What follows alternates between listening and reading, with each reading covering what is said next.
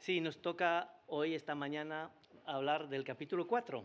Es un capítulo que empieza la parte que es la parte práctica, podemos decir, después de una parte doctrinal, la parte más de exhortación.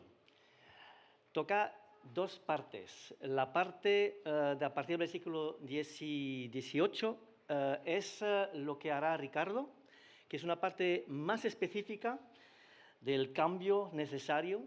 Me toca la primera parte, que es más general, que habla de principios, más técnica quizá, pero también, en un cierto sentido, también práctica.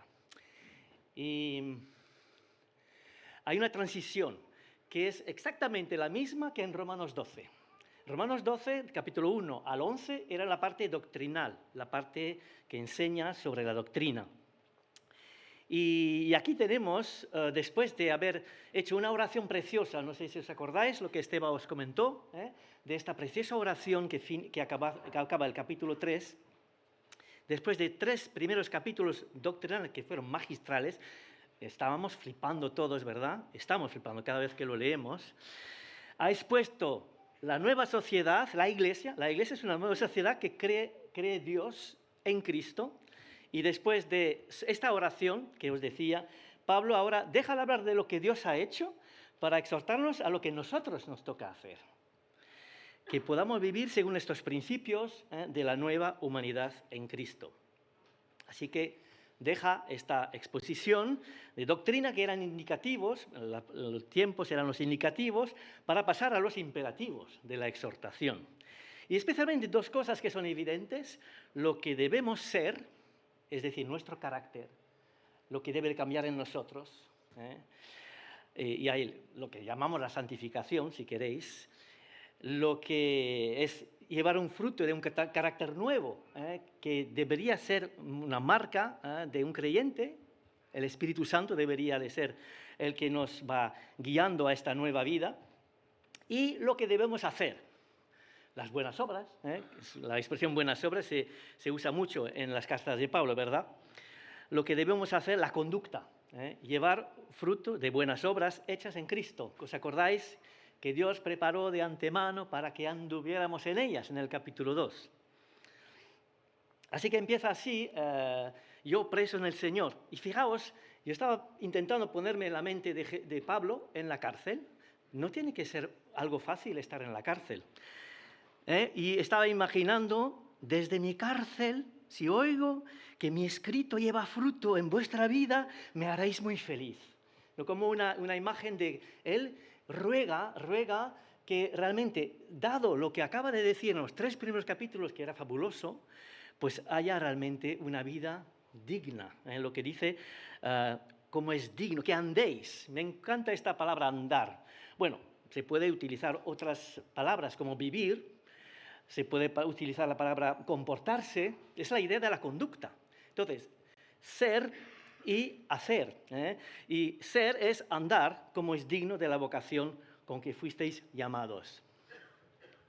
Así que tenemos estos dos imperativos. Y es interesante de ver que en este capítulo 4 de los 8 frutos del Espíritu están mencionados. Ricardo hablará al final, el último, el versículo 32, de la bondad o benignidad según las traducciones, que es un fruto.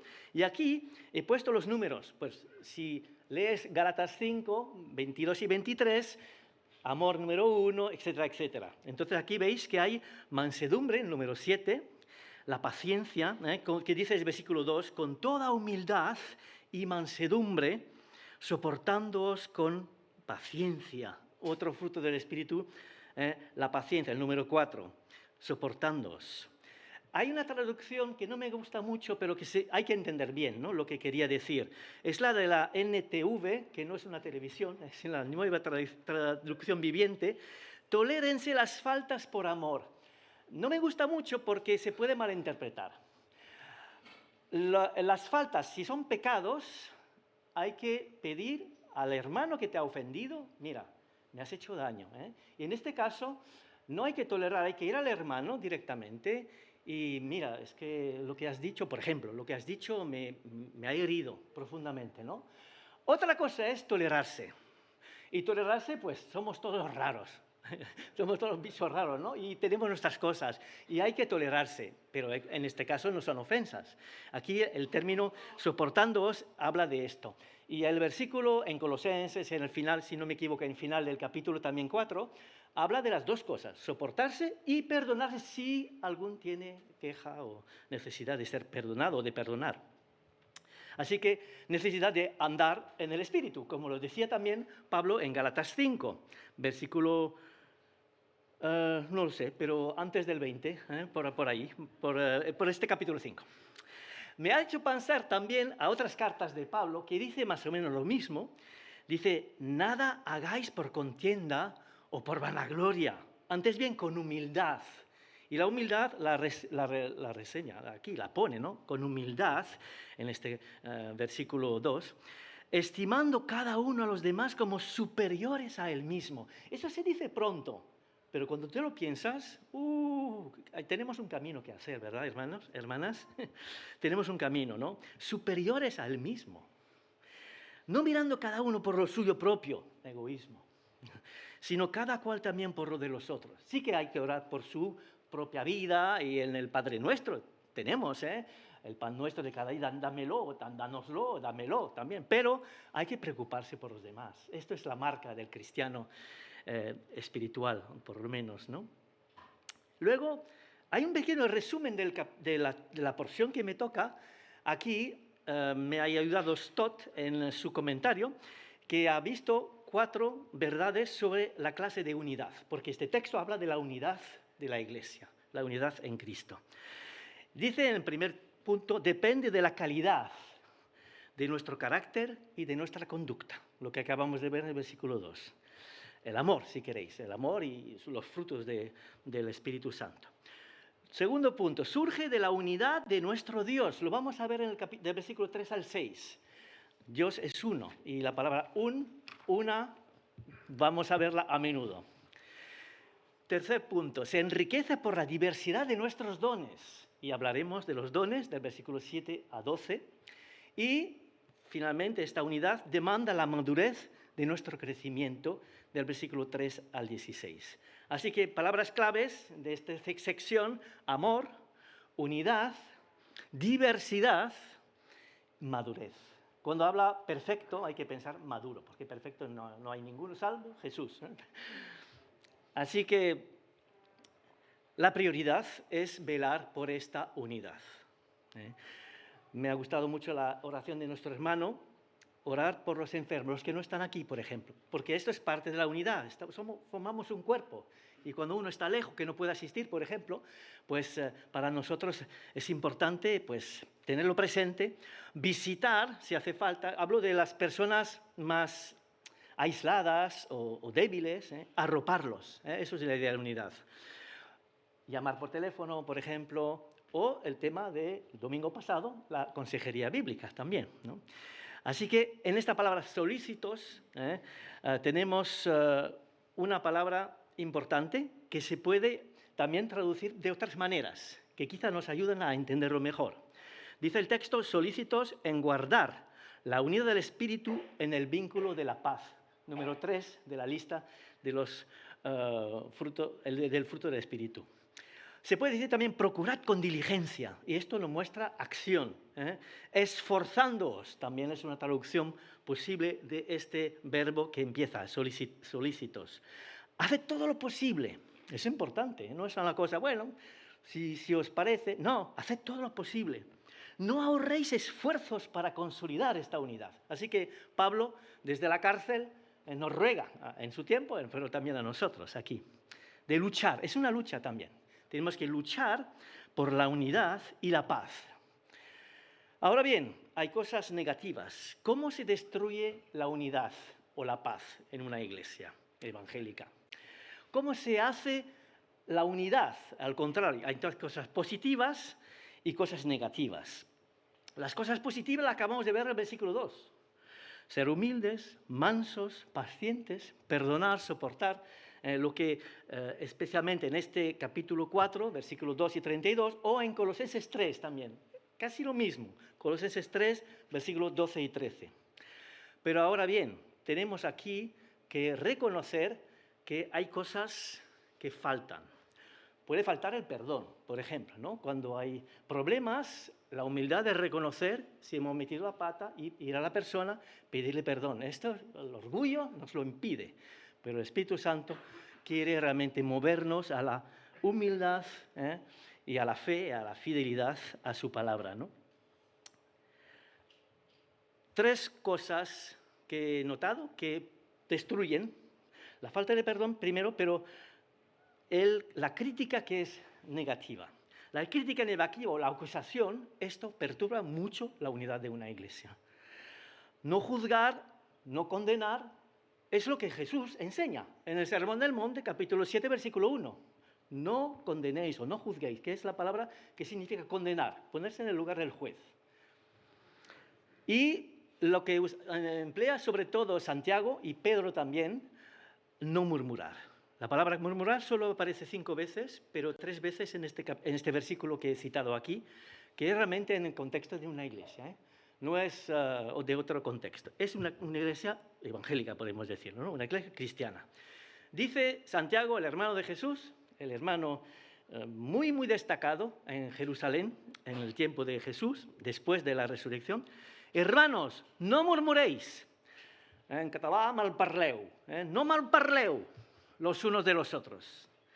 El que murmura del hermano, o quien critica el hermano y juzga o critica y lo condena a su hermano, murmura de la ley y juzga la ley. Pero si tú juzgas la ley, no eres hacedor de la ley, sino un juez. Y luego dice, solo hay un juez, el Padre. Así que, ¿quién eres tú, quién soy yo para que juzgues a otro? No somos jueces. Todos estamos ahí y estaremos delante del tribunal de Cristo también, ¿no? Así que cuidado, luchar por esta unidad para la paz en la iglesia y que sea una iglesia realmente un testimonio bello de lo que es Cristo. Luego, este pasaje del versículo 4 al 6, que usa muchísimo la palabra un o una. Un cuerpo, un espíritu, como fuisteis llamado también en una misma esperanza de nuestra vocación, un Señor, una fe, un bautismo, un Dios y Padre de todos, el cual es sobre todos y por todos y en todos. Palabra un y todos aparecen, 7 veces. 7 veces uno, por lo menos, ¿no? 7 veces. Aquí es interesante porque probablemente estamos delante de un himno cristiano de los principios de la Iglesia. O un credo, un himno o un credo cristiano. Y tenemos el aspecto trinitario. En los himnos, en el principio, era muy importante enseñar cosas básicas sobre la persona de Dios, o las personas de Dios. Porque citaré también a Jesús, que habla del Padre y nosotros. Fijaos, es uno, pero es nosotros también. Gran misterio de la Trinidad que no voy a explicar ahora porque es imposible. La unidad cristiana surge de la unidad de nuestro Dios. Y 3 de los 7 se refieren a una de las personas de la Trinidad. Un espíritu en el versículo 4, un Señor en el versículo 5 y un Dios y Padre de todos en el versículo 6. Orden inverso de lo que estamos acostumbrados, ¿no? En el nombre del Padre, del Hijo y del Espíritu Santo. Y los 4, una, aluden a nuestra experiencia cristiana en relación con las 3 personas de la Trinidad. Dice un cuerpo, vamos a por parte, un cuerpo. Porque hay un espíritu, el cuerpo es único, hay una sola iglesia, no hay 2 iglesias. Es el cuerpo de Cristo, como lo dice en el versículo 23 del capítulo 1. Reúne judíos y gentiles, es decir, es internacional, es interracial, es universal. Es interesante que en griego universal se dice católicos, y por eso se ha utilizado el nombre católico para la Iglesia Católica Romana. Porque por un solo espíritu fuimos todos bautizados en un cuerpo, sean judíos o griegos, sean esclavos o libres, y a todos se nos dio a beber de un mismo espíritu. Este es interesante, no está en Efesios, está en 1 Corintios. Pero dice lo mismo en otras cartas, habla de esta unidad que Cristo ha creado por la obra de su Hijo y utilizando con la mediación del Espíritu Santo. Todos integrados en un solo cuerpo por el Espíritu. Luego, Jesucristo en el centro. Interesante, aquí hay tres, pero Jesucristo está en el centro. Y tenemos cristocéntricos. Cristocéntricos. Único objeto de esperanza, fe y bautismo es Jesús. Tenemos una esperanza que pertenece a nuestra vocación cristiana. Se ha recordado esta mañana la preciosa herencia que tenemos, que nos ha caído. Aquel cuya venida anhelamos con esperanza es Jesucristo. Una fe, no hay varias fe, hay una sola fe, en quien todos hemos creído, dice, en que todos hemos creído, una fe en Cristo. Y un bautismo, Jesucristo, en quien todos hemos sido bautizados, físicamente y espiritualmente. Algunos quizás no se han bautizado físicamente, pero lo más importante es espiritualmente, segundo nacimiento. Una familia cristiana, ahora el padre, ¿no? El padre es padre de familia, pater familias, ¿no? Y nos reúne a todos nosotros, no hay excepción. Porque hay un Dios y Padre, el cual es sobre todos, por todos y en todos. En la palabra todo, cada uno, se repite muy a menudo en este pasaje. Un único Padre que crea una única familia, que se llama Iglesia. Un único Señor Jesús que crea una única fe. Y un único Espíritu que crea un único cuerpo y que va a repartir, como lo vamos a ver, dones para su Iglesia. Así que es una unidad inviolable, No hay dos dioses, no hay dos iglesias, hay un solo Dios, una sola iglesia. Esto nos hace recordar que debemos de ser, voy a decir una palabra que va a chocar a mucho, ecuménicos. En el buen sentido, ecuménico. En el buen sentido, ¿no? Porque siempre cuando Cristo es predicado, incluso si no es nuestra capilla, realmente tenemos que alegrarnos, incluso si es de otro grupo, otras iglesias, de la misma iglesia, hay solo una, ¿no? Ahora vienen la gracia de Dios. Interesante que la palabra dones y la palabra gracia van relacionadas. A cada uno, otra vez la palabra cada uno de nosotros fue dada la gracia conforme a la medida del don de Cristo. Es la gracia que podemos contemplar de dos maneras. La gracia, porque no merecemos nada, todo es por gracia, ¿no? Lo que daba. Y también nos quiere equipar, dar dones que son expresiones de su gracia, regalos. La palabra don y la palabra regalos están muy relacionadas, conforme a la medida del don de Cristo. Cristo se dio por completo y ha hecho dones a los hombres. Hay un contraste aquí entre los todos, que nos habla de la unidad, y, en el versículo 6, y los cada uno, que nos habla de la diversidad, del versículo 7. Unidad no es uniformidad. Es muy repetida esta expresión, pero es cierto para la Iglesia. No hay clones cristianos, porque la gracia de Dios es multiforme. Como lo dice Pedro, cada uno según el don que ha recibido, ministrelo a los otros como buenos administradores de la multiforme gracia de Dios. En 1 Pedro 4:10, ¿no? Así que hay colorido, hay colorido. A ver, ¿dónde está el colorido? Aquí está el colorido. Hay colorido, hay complementariedad también. El Espíritu Santo sabe muy bien a quién dar ciertos dones para el grupo, para iglesias locales, ¿no? Así que no hay monotonía, somos muy variados y tenemos todos dones muy diferentes. Y eso hace lo precioso de la Iglesia. Hay diversidad y interdependencia, o debería haberla, ¿no? La palabra caris, que se puede traducir por gracia, está muy, muy presente en la carta a los Efesios. Nada menos que 14 veces, se dice pronto. Yo creo que con frecuencia, versículo o capítulo, en todo el Nuevo Testamento, no hay lugar donde hay más esta palabra gracia. Como os decía, un don es un regalo que Dios te hace, me hace. Es dada la gracia a cada creyente en Cristo, ¿no? Interesante, solo he anotado 5 de otros pasajes de la carta donde se habla de la gracia de Dios, porque realmente estamos pasmados, estamos flipando cuando leemos esta carta porque rebosa de este amor, esta gracia de Dios, amor incondicional. Dice, por la alabanza de su gracia, por la riqueza de su gracia, por gracia sois salvos, las abundantes riquezas de su gracia, y para que dé gracia a los oyentes. Todo esto, y este último, incluso en nuestro capítulo 4, pero esto no quiero pisar los pies de Ricardo, que le tocará a él el versículo 29. Luego tiene este pasaje interesante que nos habla, y me hace pensar cuando estamos cantando también a lo grande que es Jesús.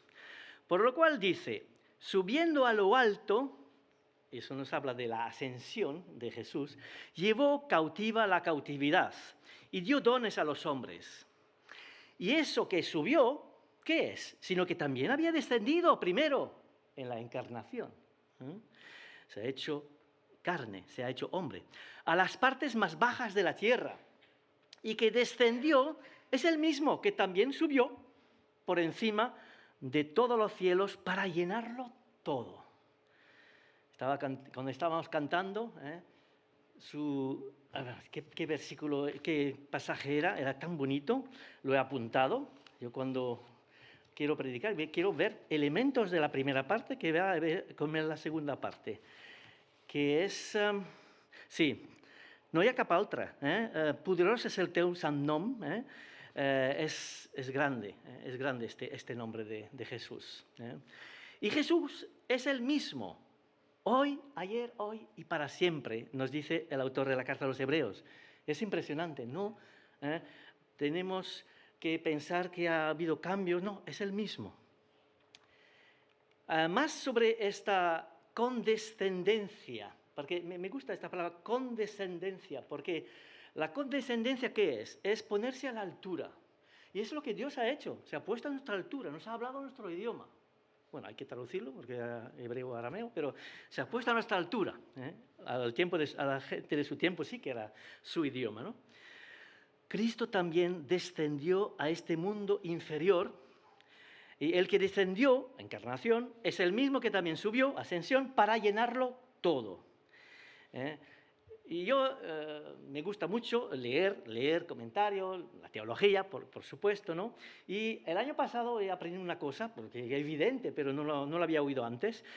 Voy a hacer un poquito de griego, pero griego básico, ¿vale? Logos, ¿quién sabe lo que es logos? Es griego, ¿no? Logos, la palabra, ¿no? Sarcos, sarcos significa la carne. Cuando Juan dice Jesucristo se ha hecho carne, el Logos se ha hecho carne, significa que había un antes y un después. Había antes un Logos asarcos, sin la carne, en la segunda persona de la Trinidad, antes de su encarnación, y luego el Logos sarcos, el Logos de Jesucristo, que ha tomado un cuerpo humano. Una pequeña curiosidad teológica, pero es fácil de recordar. Logos asarcos, Logos sarcos. ¿Lo entendéis, no? Sois teólogos también. Nadie subió al cielo, sino el que descendió del cielo, había dicho Jesús en Juan 3. El Hijo del Hombre que está en el cielo. Misterio. ¿Qué quiere decir esto? No me lo preguntéis. Que está en el cielo. Estaba en la tierra, pero está en el cielo también. Bueno, es el mismo. Había dicho también, he descendido del cielo, Jesús hablaba, he descendido del cielo no para hacer mi voluntad. ¿Esto os ofende? Pues ¿qué? Si viereis al Hijo del Hombre subir a donde estaba primero. Todas estas verdades que vemos que Pablo está diciendo, pues el mismo Jesús las comentaba también cuando estaba en la tierra.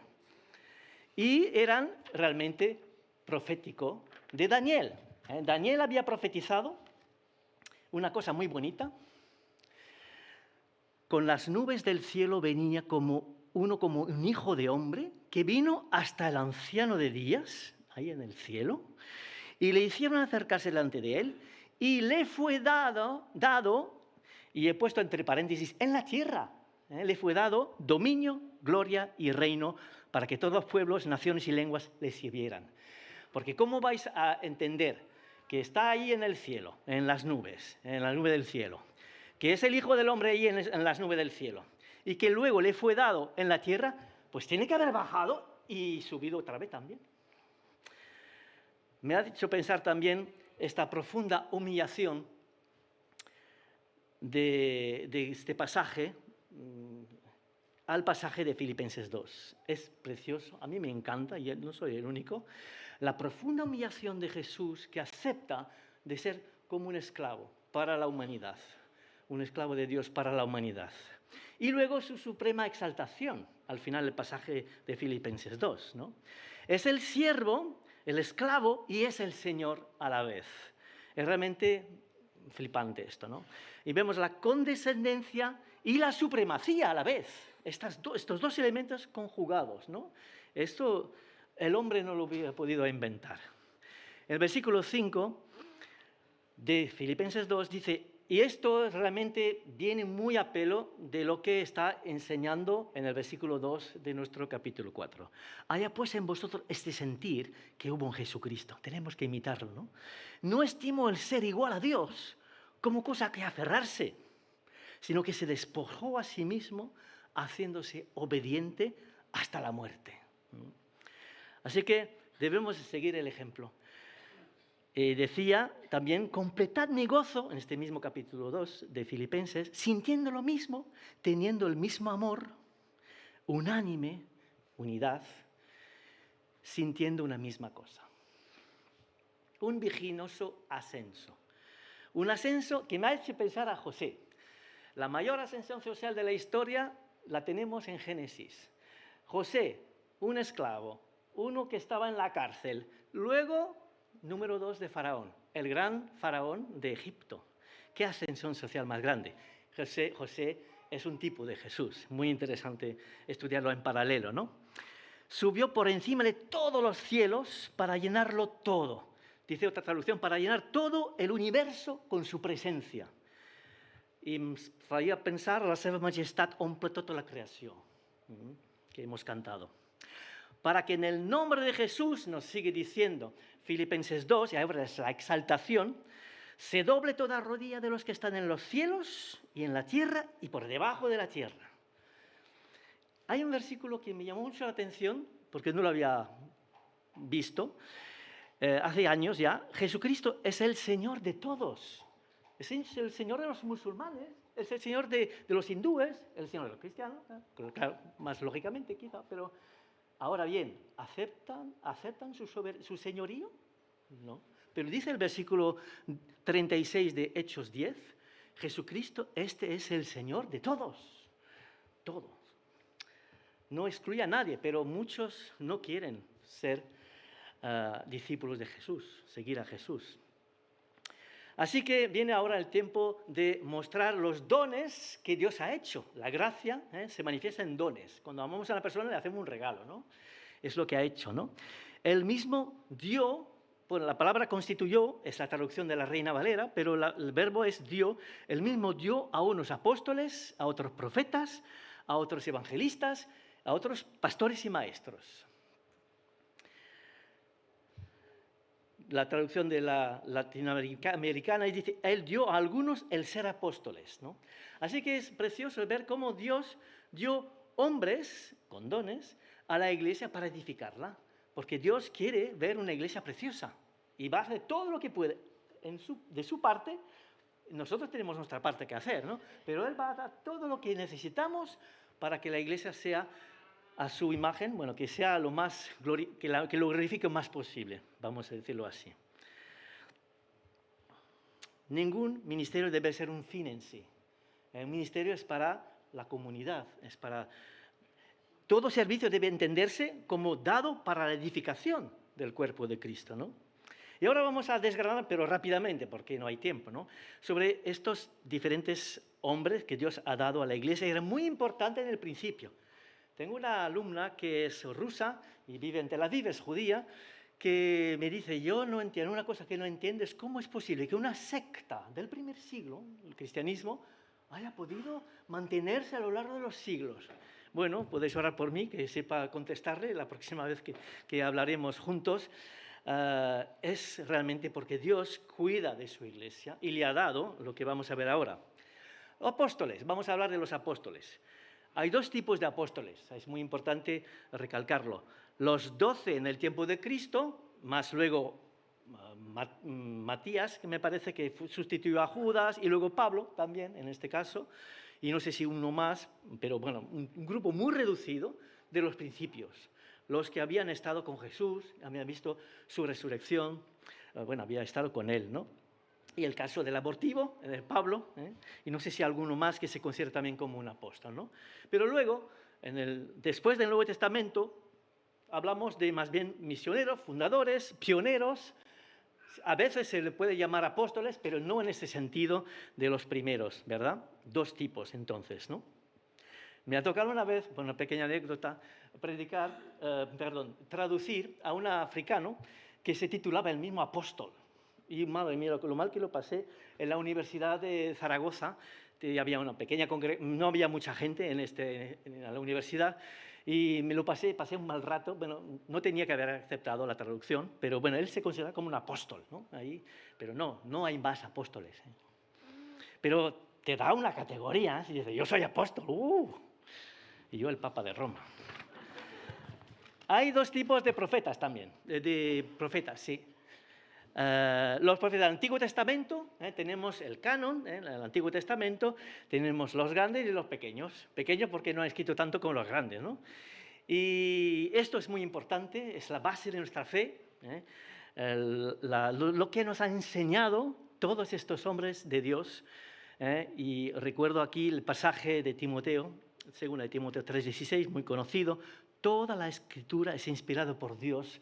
Y hablando de estos profetas, son los profetas inspirados por Dios. Theopnostos es la palabra que se usa, ¿no? Y luego, después, podemos decir que aquí he oído esta mañana profetas y profetos. No se dice profetos. Profetas femenino, profetisa y profetas. ¿Por qué? Porque si leemos, por ejemplo, 1 Corintios 14, leemos este pasaje. Los profetas hablen 2 o 3 y los demás juzguen lo que dicen. ¿Por qué juzguen? Porque no se trata de la misma inspiración que los primeros. Así que a lo mejor se puede incluso equivocar. No lo hacen de buena fe, de mala fe, supongo, ¿no? Pero bueno, hay que por eso examinar, ¿eh? Cuidado, hay que examinar lo que dicen y compararlo con la Biblia, como los de Berea, los de Berea. Y luego, interesante, todos serán exhortados. Y aquí vemos en la meta de este tipo de profecía. Yo diría que se me parece mucho al compartir algunos hermanos que le han tocado en la semana un versículo y lo están compartiendo, aplicando, y esto hace mucho bien a menudo. Y evitar decir, por supuesto, Dios me ha dicho, 2 puntos, esto no conviene, ¿verdad? Porque esta inspiración viene de los profetas del Antiguo Testamento, no del Nuevo. Hablando de la evangelización, me hacía pensar en este versículo en que sabemos que hay uno que ora en el cielo por la evangelización. Y vais a recordar este pasaje de la oración de Jesús en Juan 17. El versículo 20 dice así: no ruego solamente por estos, los discípulos, sino también por los que han de creer en mí por la palabra de ellos, para que, y aquí vemos el mismo tema, todos sean uno. En la unidad es también algo que Jesús está orando por esta unidad, ¿no? Y por el incremento de los hijas e hijos de Dios. Hay 2 tipos de evangelistas, he apuntado aquí, porque todos somos llamados en un sentido a ser evangelistas, todos llamados a dar testimonio del Evangelio que transformó nuestra vida y que debería transformar mucho nuestra vida, según aquí este texto. Y me hago la pregunta, ¿atraigo a otros para, me gustaría ser como este? No sé si alguna persona os ha dicho, no sé lo que tú tienes, pero me gustaría ser como tú. Me gustaría tanto tener la fe que tú tienes. Pues es muy sencillo, le abro la Biblia y la fe viene del oír, el oír viene de la palabra de Dios. Lee. Muy sencillo tener fe. Hay que buscar al Señor y hay que apoyarse en su palabra. Y la fe puede venir, Pero también hay el don de evangelista, esto es evidente, ¿no? Esta facilidad para adaptarse a todos los públicos, a todas las personas. Pablo tenía muchos dones, él lo tenía también. Cuando él decía, a todos me he hecho de todo, para que de todos modos salve a algunos. Y esto hago por causa del Evangelio, para hacerme copartícipe de él. Y yo creo que todos nosotros aquí somos copartícipes del Evangelio. Ahora bien, hay algunos que tienen una facultad, una manera, un convencimiento y que usan diversos medios para hacerlo. Ahora, con la tecnología, pues hay muchas maneras de explicar, de presentar el Evangelio y lo hacen muy bien. Tienen este poder de convicción. Pero claro, siempre cuando el Espíritu Santo abre los ojos de las personas para que vean la gloria del Evangelio, que muchas veces el enemigo les ha totalmente cegado para que no lo vean. Y luego venimos a este par que muy probablemente era de una misma persona que tenía este don de pastor y maestros. Se suele decir que los pastores deben poder cuidar de la grey y explicar la Biblia, o sea, ser maestros también, ¿no? El pastor pues tiene que alimentar, enseñar, proteger. Y Stott dice una cosa interesante: cada pastor debe ser un maestro, no todo maestro es también pastor. Y como ejemplo personal os puedo decir que yo me veo más bien como maestro, eso sí. Tal vez tengo cierto don pastoral, lo de la exhortación, la consolación, la consejería, pero no me identifico ni me siento como pastor. Y no pasa nada, no me preocupa esto, ¿no? Pero cada uno tiene su facultad, sus dones y debe de intentar desarrollarlos y ponerlos al servicio de los demás. Y dones hay muchos. He traído un libro, no sé si alguno lo conocéis, Dones espirituales. Ahora no tengo tiempo porque tengo que hablar de muchos versículos interesantes, ¿no? Pero al final de este libro hay Jaime Fasold, conocéis todos a Jaime Fasold de Lipste, que fue el director de Lipste tantos años, ¿no? Y hace un test muy interesante al final de su libro que recomiendo, os lo recomiendo, ¿no? Y listas las tenemos también en la Biblia y no tengo tiempo de mencionaros, mencionar Romanos 12, 1 Corintios 12, 1 Pedro 4, tenéis también otras listas de dones espirituales, ¿no? Pero tenemos que avanzar, ¿no? ¿Qué es un don espiritual? Eso sí que hay que precisar. ¿Qué es un don espiritual?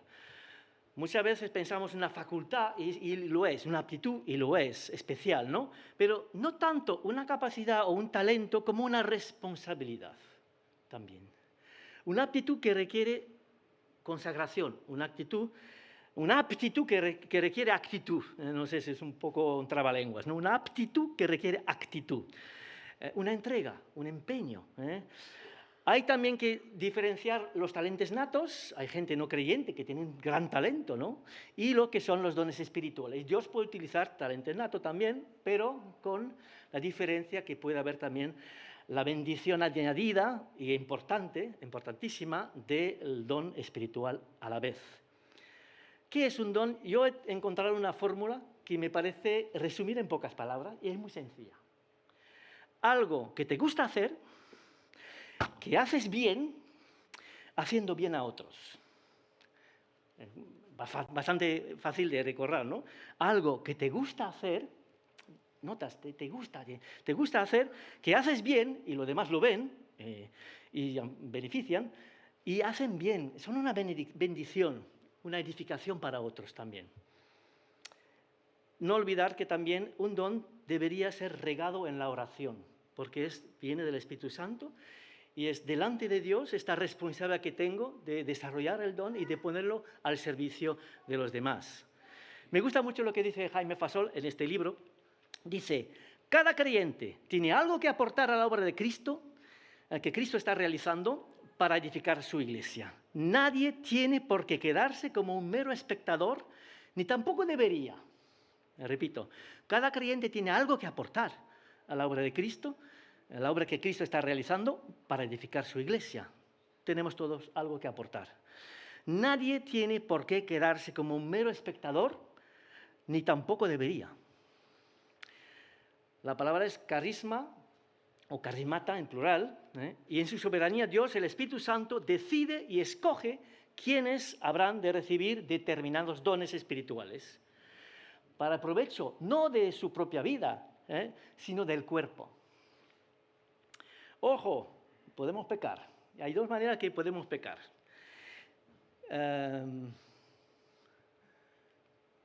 Pecamos. Uy, en rojo, lo he puesto en rojo, me vais a entender. Si estamos insatisfechos porque el Espíritu Santo no nos ha otorgado otorgado algún don que anhelamos, pecamos. Si no usamos el don o dones recibidos, o no lo hacemos, sino para provecho o prestigio personal, pecamos. Así que este talento no debemos de tenerlo enterrado como en la parábola, sino tenemos que, motivado por el Espíritu Santo, como buena motivación para el bien, por amor a los demás, y aceptando el don que te ha dado, o los dones, porque hay varios dones también. Así que estemos prevenidos. Dios te conoce perfectamente y te va a dar realmente algo que va no solo a beneficiar a otros, sino que también te va a hacer un bien espiritual a ti también, ¿no? De rebote te lo hará también. Hay una pequeña diferencia entre dones y ministerios. Podríamos resumirla de esta manera. El don es una aptitud recibida de Dios que debe ser reconocida, desarrollada y puesta en marcha. Y eso es el ministerio. Puesta en marcha al servicio de Dios y de los demás. Es un servicio. El ministerio es un servicio. Y a cada creyente, qué bonito, ¿no? Para la edificación de todos. Nadie puede decir, pues no, yo no tengo nada. No, tú tienes también un don. ¿Cuál es tu don? ¿Lo has buscado? ¿Has buscado cuál es tu don? En otro pasaje también habla de lo mismo. A cada uno les es dada la manifestación del Espíritu, bajo la forma de dones, para el bien de todos. Realmente lo recalca Pablo en 1 Corintios 12:7. O también en el versículo 11 dice, todas estas cosas las hace uno y el mismo Espíritu, repartiendo a cada uno en particular como Él quiere. Y aquí vemos que Pablo se repite, es normal, es su pensamiento, se repite y es realmente inspirado para recordarnos y repetir las mismas cosas. ¿Cuál es la meta? La meta de los dones. Bueno, la vemos en el versículo 12.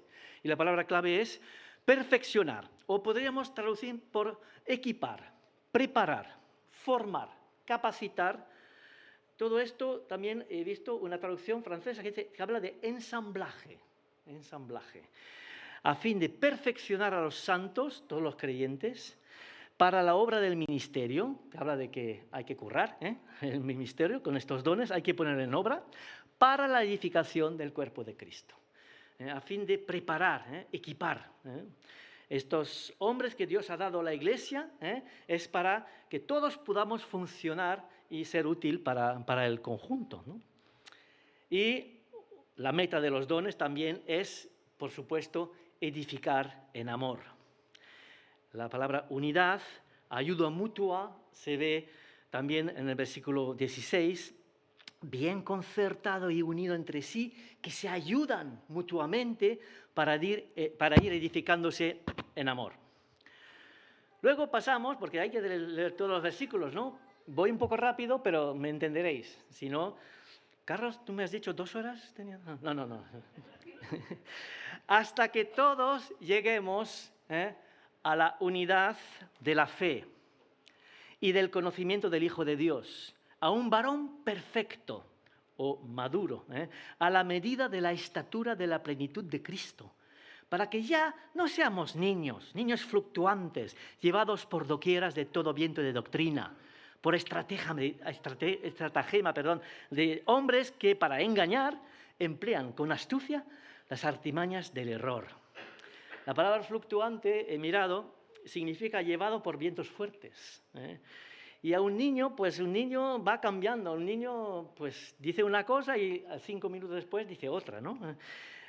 O flotando como un barco a la deriva. Me ha gustado esta traducción de la palabra PDT, es palabra... No recuerdo el nombre de la Biblia, pero es la PDT. Me gusta la traducción de la Nueva Versión Internacional, simplificada. No sé si habéis visto, la S significa simplificada. Niños que cambian de opinión fácilmente y aceptan con verdad cualquier enseñanza. Nos hace una idea más clara todavía de lo que quería decir Pablo, ¿no? O sea, un creyente inmaduro, sin convicción firme, ¿no? Me gusta lo que dice Stott en cuanto a esto. Sus convicciones tienden a ser las del último predicador que escuchó o el último libro que leyó y que hay fácilmente en la última moda teológica. Claro, entonces, según el predicador, depende del predicador. Me ha gustado también ver lo que dice un versículo que se lee poco, menos desde el púlpito, supongo. Este dice que en Judas, versículo 3, porque tiene solo un capítulo, rogarles que luchen fuertemente por defender todo en lo que hemos creído, porque esa enseñanza fue entregada para siempre a los creyentes. En la importancia de la doctrina. Muchas veces ahora la doctrina, los dogmas tienen mala prensa. La gente huye de esto, ¿no? Pero nosotros es nuestra base, es nuestra raíz. La raíz, la enseñanza de los primeros profetas y luego de los apóstoles. Así que hay una lucha, y vemos la importancia de la doctrina. Si queréis, los que quieren, tendréis el PowerPoint, está a vuestra disposición, no os preocupéis. No tenéis que hacer fotos. Verdad y error. Aquí tenemos la meta es seguir la verdad en amor. Seguir la verdad en amor. Seguir creciendo, ¿no? Aquí vemos la importancia de la doctrina. El buen depósito o contenido de la fe. Aquí vemos la realidad de la guerra espiritual con las sectas, con todas las desviaciones espirituales, doctrinales.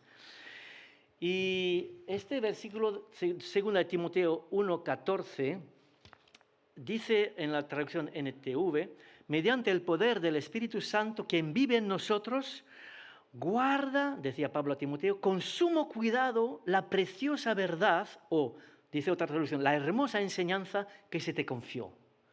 Y nosotros tenemos que tener la misma actitud de guardar con sumo cuidado esta enseñanza bíblica que hemos recibido y ir creciendo en este conocimiento.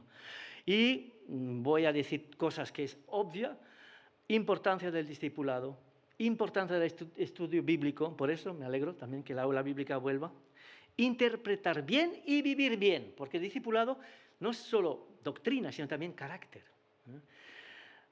Aplicar bien, interpretarla bien la Biblia y aplicarla bien. Y aquí ha puesto Pablo el listón muy alto, ¿no? Un varón perfecto, pero hay que pensar en la madurez, que tengamos madurez, que no seamos como niños. Dice también la PDT, no recuerdo qué Biblia es, pero es una Biblia. Este trabajo, que es servir y fortalecer el cuerpo de Cristo, debe continuar hasta que estemos todos unidos en lo que creemos y conocemos acerca del Hijo de Dios. Nuestra meta es convertirnos en gente madura. Me gusta esta expresión porque lo dice claramente. Vernos tal como Cristo y tener toda su perfección. Y me ha hecho pensar también este famoso pasaje de Juan en su primera carta. Nosotros hemos conocido y creído el amor que Dios tiene para con nosotros. Dios es amor. Interesante que viene esta definición tan corta de Dios. Dios es amor. Y luego dice el versículo 15, avanzamos, casi llegamos, tranquilo, casi llegamos, no serán 2 horas. Sino que siguiendo la verdad en amor, crezcamos en todo aquel que es la cabeza. Esto es Cristo, este Rey que hemos alabado, adorado esta mañana. Hay una curiosidad para los que les gustan comparar Biblias y saber, ¿pero qué dice el texto original? Pues os lo voy a decir.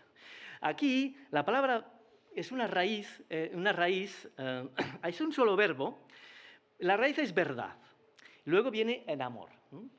Quizá la manera más directa, más literal de traducir sería siendo verdaderos en el amor o con autenticidad en el amor, porque es una palabra que es la raíz de palabra verdad, y entonces tenemos que utilizar otros verbos también, pero veréis, si consultéis muchas Biblias diferentes, en castellano o en otros idiomas, que traduce de forma diferente, porque solo hay un verbo con la raíz verdad y luego en amor.